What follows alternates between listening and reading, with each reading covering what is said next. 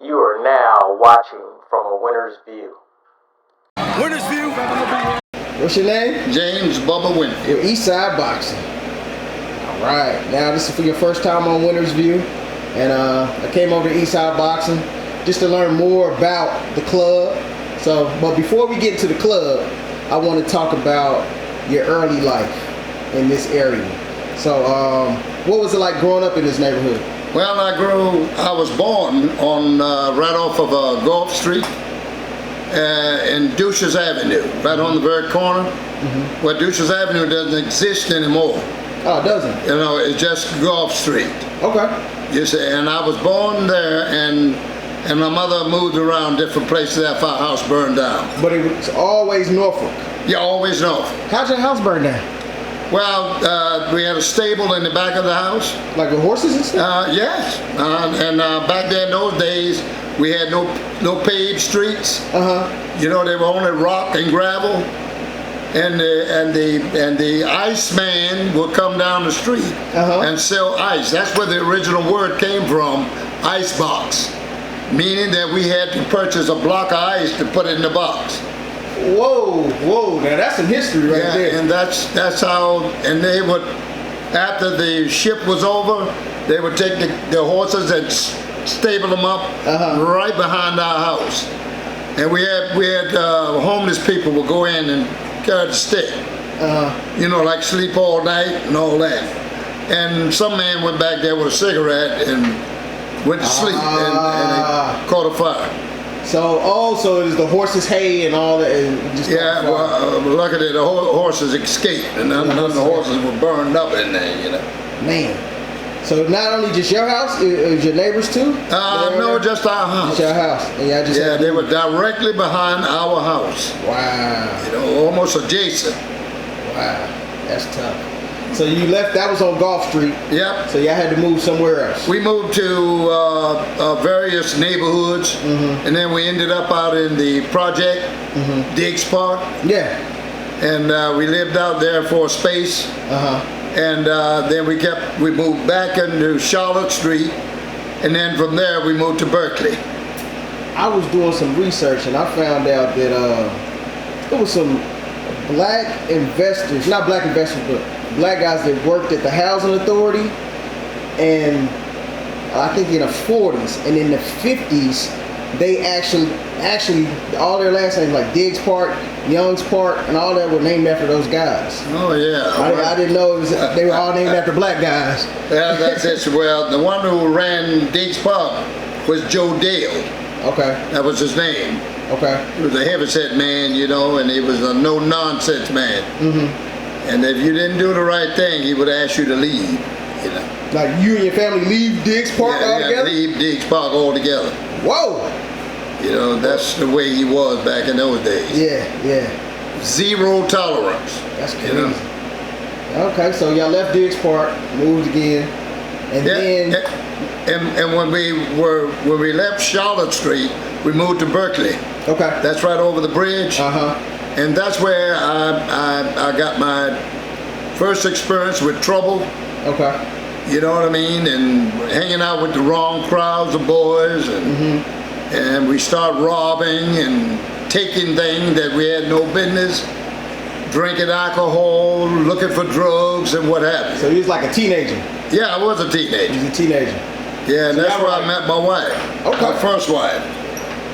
So when you say robbing, y'all were robbing people's houses or just robbing? No, we were robbing people. People? Yeah, sailors at most. Oh. Yeah, but I mean, we did it randomly. You know what I mean? But that was really what turned my life around when I robbed that last merchant seaman. And I got into trouble. They caught me and they put me in jail for a space. And I had to pay,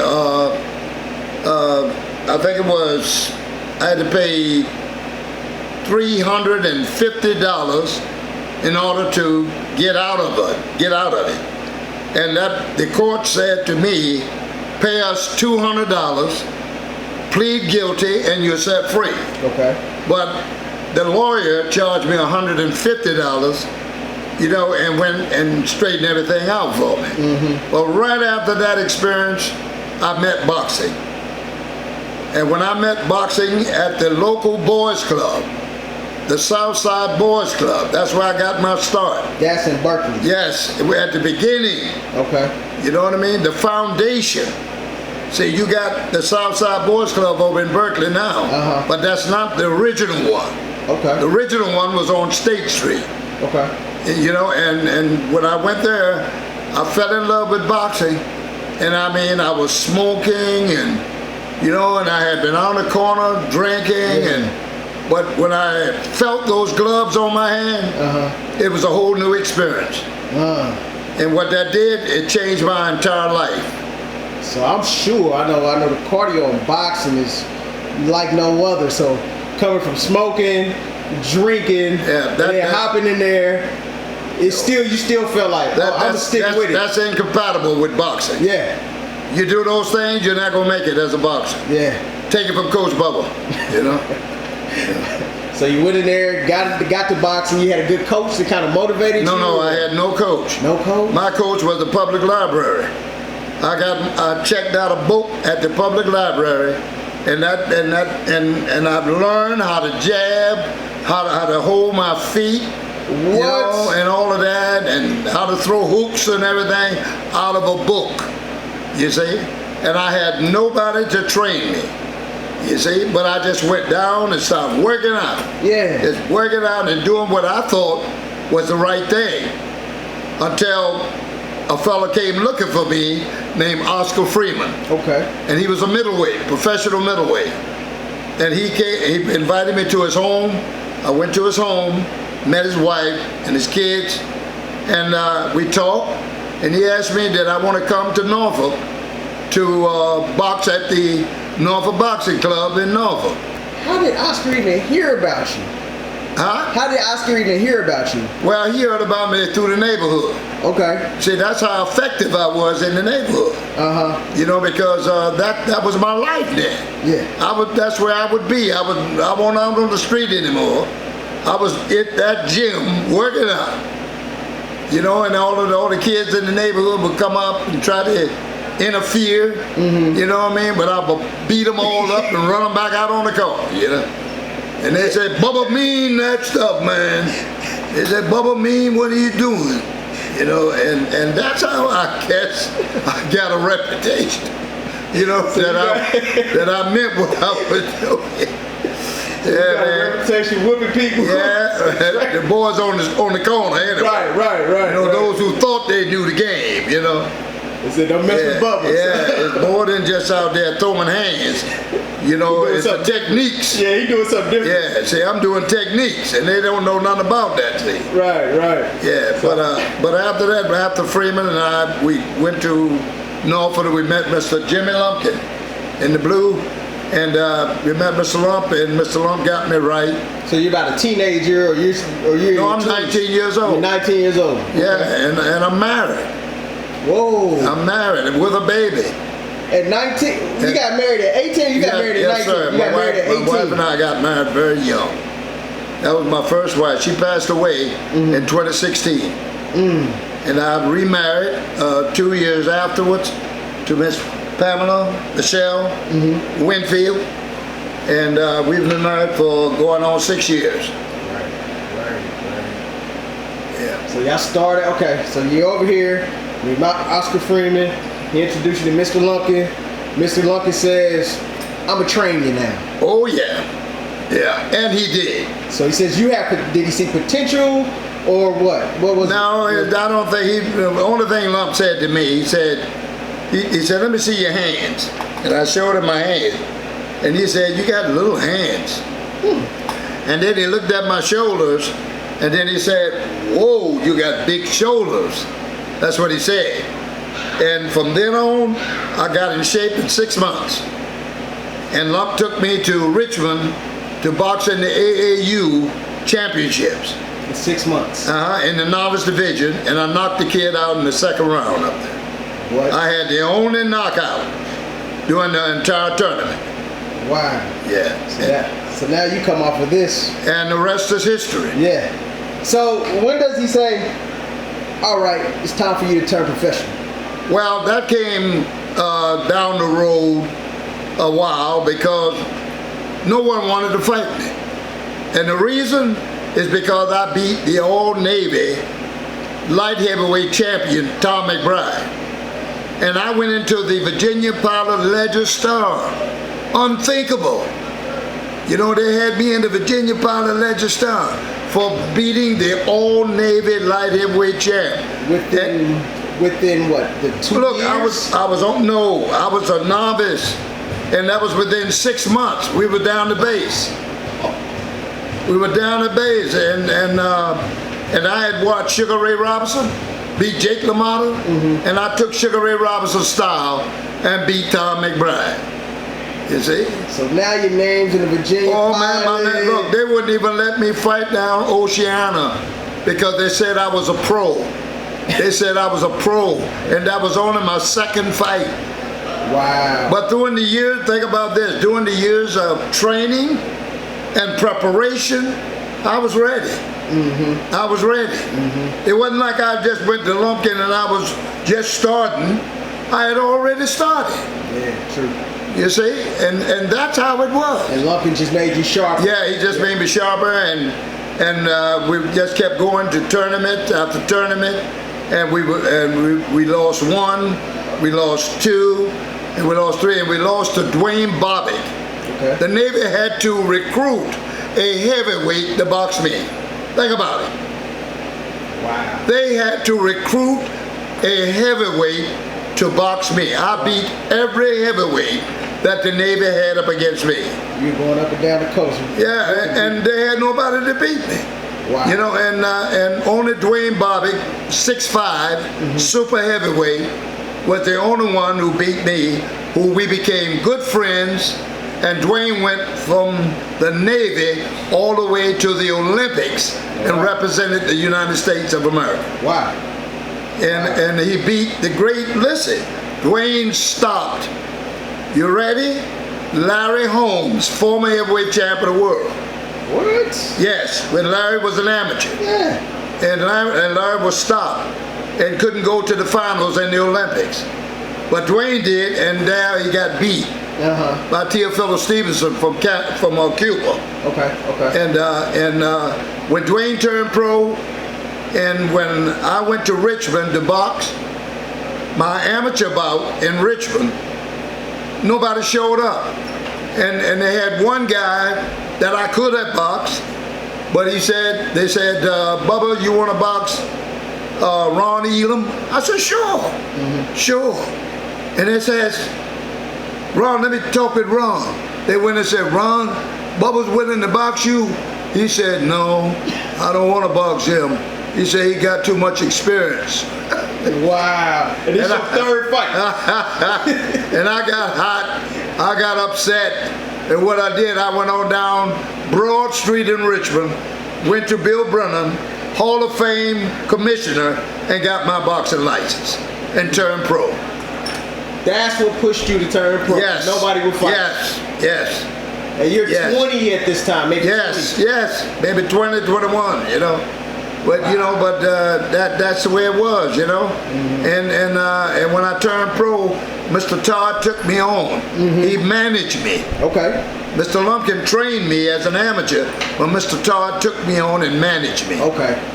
You knew Todd from the neighborhood. Yeah, he would just come in the gym. Okay. And he was the barber on the corner. Okay. Todd's barber shop for years, been on the corner right there. Okay. You know, on Church Street and the other. So you had a barber manager, and he's taking you all around. Yeah, he managed me to go to Durham, North Carolina. Okay. And I knocked out Billy Howard. Okay. And I got all that information up there. You know, and when I knocked out Billy Howard in my debut fight, you know, the next one, you know, we went to Baltimore, and there I lost 2 in Baltimore. Okay. And from there, I lost no more. That was the one against Bobo or something? Bobo Renfro. Bobo, yeah. Bobo Renfro and Ira Martin. Okay. Yeah, and Ira Martin. And when I lost those 2 fights, But that Ira Martin fight bothered me terrible. Why is that? Yeah, because I could have avoided that. I didn't train proper for that. What was going on? Was something going on in your life? It was personal, me and the wife. Okay. Not arguing, but the other way. I messed up and tried to accommodate my wife. Ah, okay. And I was weak, and and my strength was gone, and I was going 4 rounds, and I got to that 4th round, and I was hugging and holding on and all that. You had no legs. And I'm saying, what the, you know? And, you know, because I was mastering 3 rounds. Right, but then when I turned pro, I was going 4 rounds. You know what I mean? And that 4th round, man, it sucked me dry. You had no legs. Yeah, but I got my act right after that. And I didn't lose any more after that. Right. So then you fight 2 more after that, and then you. So I won the state heavyweight championship out of North Carolina and Virginia. That is right up there.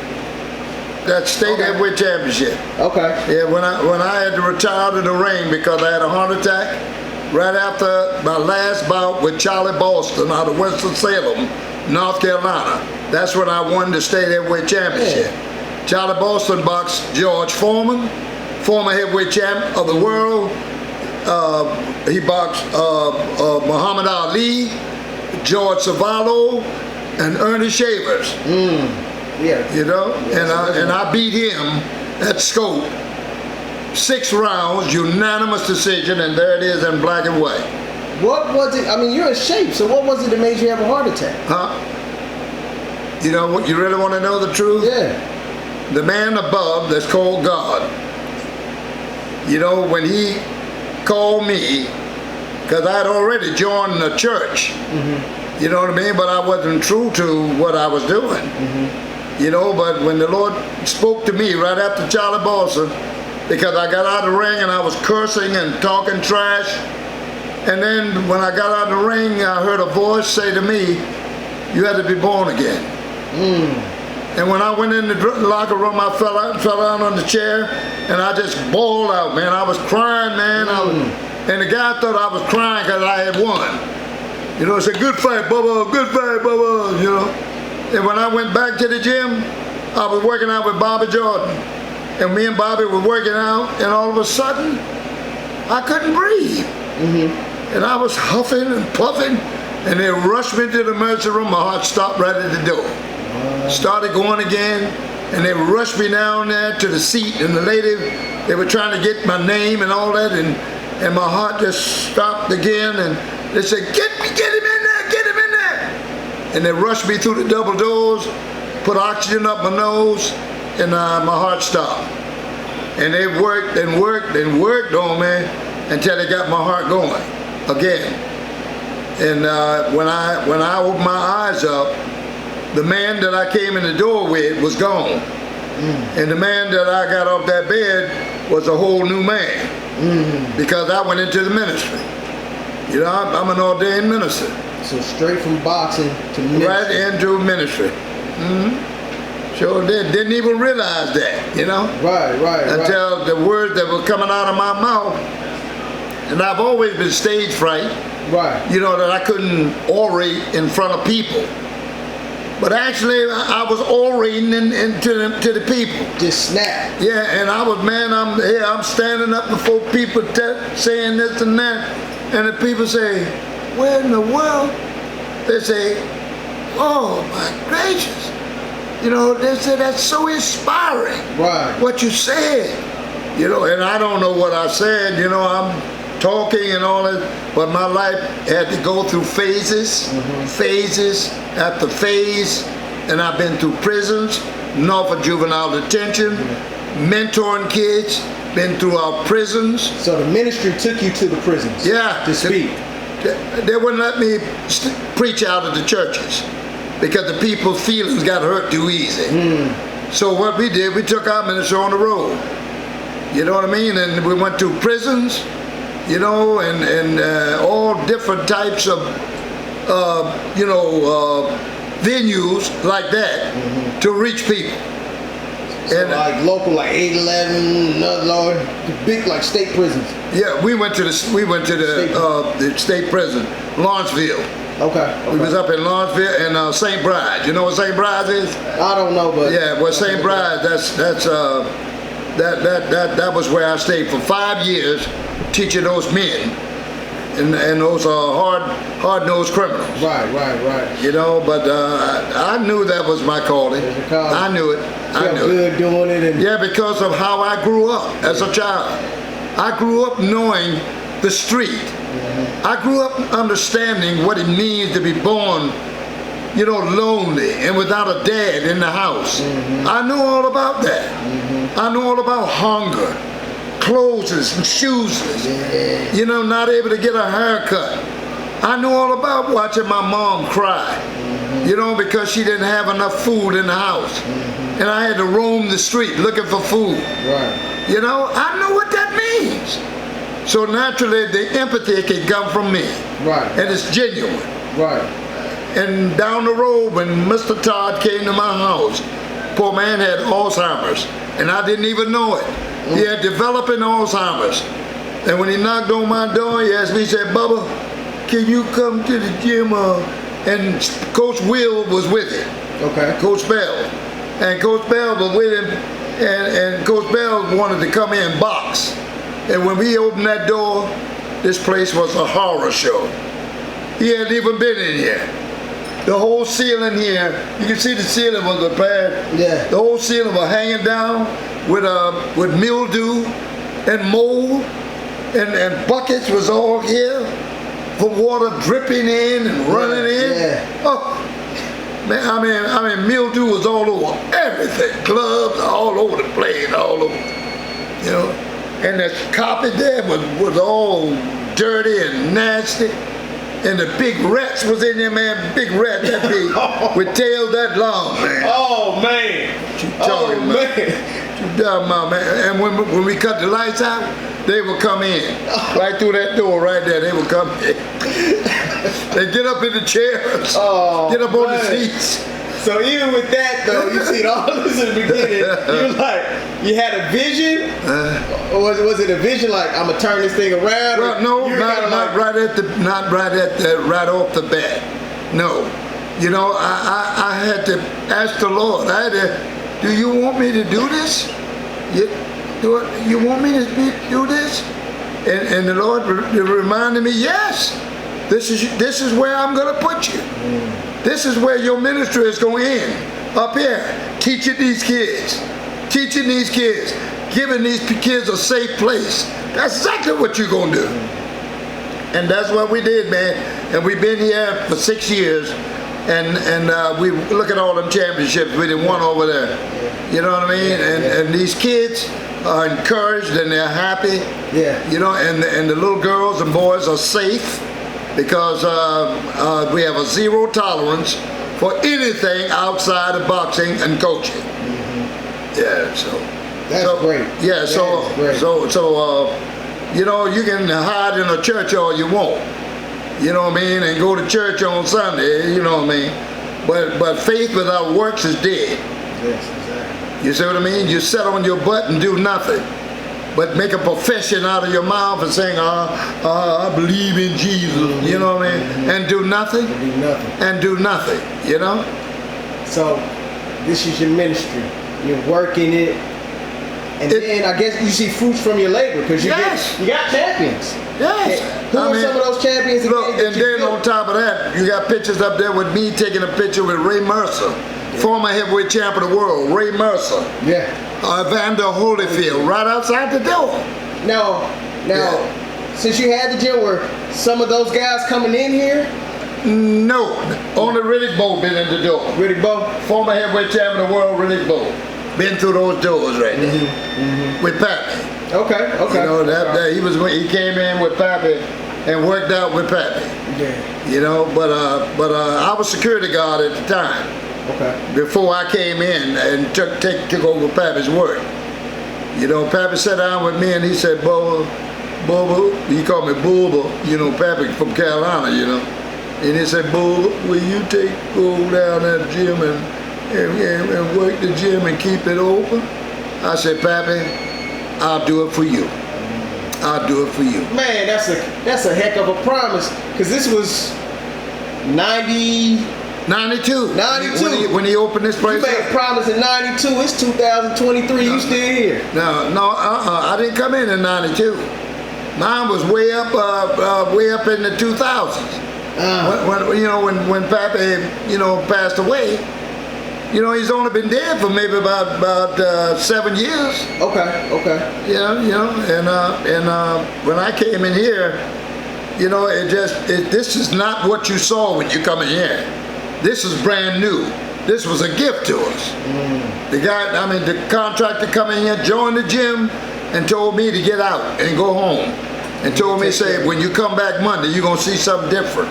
And when I came back in there, this is what I'm looking at, the new floor and all that, man, I'm going to tell you, I just say, shut my mouth. Wow. And I ain't said nothing since. That's a blessing. I don't open my mouth. And Mr. Stump, the man that owns this building, you know what he says to me? What? He said, Bubba, if any time come where I have to sell this building, he said, I'm going to get you a building. I'm going to get you a gym where you can keep your work going. What can I say? He said, you don't have to pay no electricity. You don't have to pay no water bill. He said, all you do is work with these kids.